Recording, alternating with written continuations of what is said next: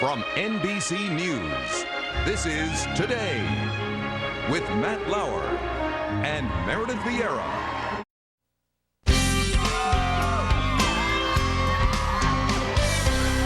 At some point in their lives, most American women find themselves living alone. And whether it's by choice or not, it can be a lonely feeling, but it doesn't always have to be. There is a new majority in America, and it's not a political movement. 51% of American women are now living without a spouse. But when you think of these single women, don't think Carrie Bradshaw from Sex and the City.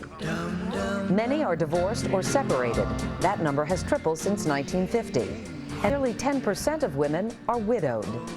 Psychotherapist Florence Falk, herself twice divorced, found that many women in her practice were going it alone and needed assurance that life on their own would be okay. You begin to grapple with your fears and your concerns, and you begin to see that aloneness isn't like being in a prison. Falk has written about her own experience in a new book called On My Own: The Art of Being a Woman Alone. She wants women to understand there's a difference between being alone and being lonely. Aloneness essentially is a neutral state. We can enter it and feel okay about it or not. Loneliness is about a sense of loss. Sleeping by myself took some getting used to, but I got the hang of it.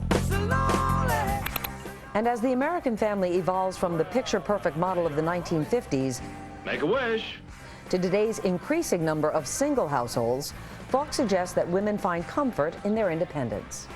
It's one of the most liberating things we can do. And Florence Falk is here this morning along with three single women: Maribel Vega, who is divorced; Hallie Hobson, who is single but would like to be in a relationship; and Jackie Stafford, who is happily single and about to adopt a child. Good morning to all of you. Good morning. Florence, let me start with you because you wrote this book about being a woman alone. Yeah. You say your message to women is pretty simple, that we need to embrace aloneness and not think of it as a failure. What do you mean?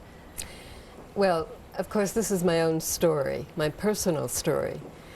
But when I started to work with women, to my astonishment, I realized that about 80% of the women in my practice, married and unmarried, had extraordinary fears, a sense of shame, a sense of inadequacy about being either in a state of aloneness or actually women alone.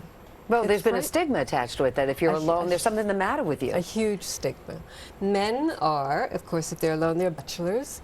And women, we're still carrying the legacy of being spinsters and dried up and ready for the dumpster, really. So, yeah, we have a lot of learning to do. And what I'm trying to say is that if we allow ourselves to be in a state of aloneness, and we can actually be there with whatever feelings come up, and some pretty strong feelings will come up at the beginning. Then we will grow as women. And I have three ladies here, all of them in a state of aloneness at the moment. Starting with you, Maribel. You've been married, you're 40, you've been married twice and divorced. What does it mean to be alone after having been in a relationship? Well, I think you go through a transitional period, because I've always been in long-term relationships, so you get to a point of you enjoy it for a little while, at least for me anyway, and then I came to a point of like, what do I do? That's not who I am anymore. Who am I right now? So you've always attached your identity to someone else. Exactly. So then when I wasn't doing that anymore, because as you get older, you become more picky, you know, or you don't want to settle. And then it's like, okay, so what do I do? And it's a matter of accepting it and saying, okay, this is what I want, and I'm not going to settle, so I'm going to enjoy what I do have. And are you enjoying being alone? Or do you still have a little bit of the... I go back and forth. It's just different feelings, different times. You know, I enjoy being alone. There are things I can come and go as I please. But, you know, there are always times when you want that companionship. So I'm still... I'm not saying that I wouldn't want that relationship. Of course I would, and I'm looking. But I'm not desperate for it. And Hallie, you're 32. You've never been married. And being alone isn't really first choice for you. It's not. I mean, I think I was raised in a wonderful way where I was really encouraged to focus on my education and now my career, and so I've been very much about my friends and my self-development. But I think now that, 32, I'll be 33 soon, and I do think I'd like to have a relationship, a partner to go through life with. Grew up as an only child for the first 18 years of my life, so I feel like I actually am very comfortable being alone and being in my own skin and living by myself. But I think the next part of my life is going to have a relationship as a part of it. So I'm looking forward to that next incarnation. So. That's pretty good. And Jackie, you're 40. You're single. You're about to adopt a child, and you love being alone. I do. I love being single. I think it's, I have a very supportive role model. My mother, was a widow at 50, and she's always didn't rush into getting remarried, and she's not been remarried, and she's very happy, and she's really sort of given me a wonderful role model of how you can be single and how to be totally happy. I'm very confident within myself, so I'm adopting a child, and I won't be the first single mum. And I think so many single women put off their life, and they put their life on hold, waiting for Mr. Perfect to come along. They don't take that dream vacation they want to do. Right. They don't buy property because they're waiting to buy a 2-bedroom with their partner rather than just going for a 1-bedroom. Yeah, so I think it's such a shame that women put off waiting to live their life until they've met Mr. Right. Well, I feel Florence, like Jackie has really discovered the art of being alone. She's got it. You've graduated. I've graduated. Summa cum laude, I must say, by my enthusiasm. Right. But you know what?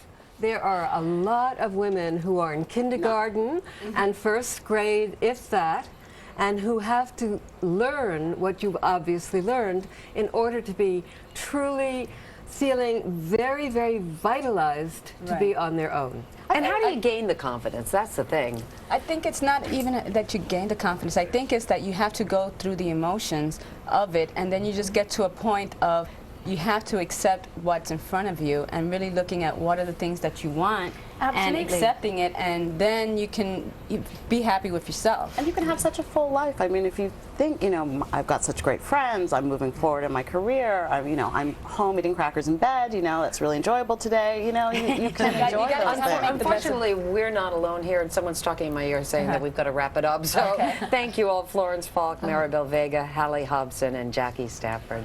The Art of Being Alone. Up next, the one and only Stevie Nicks live in concert. But first,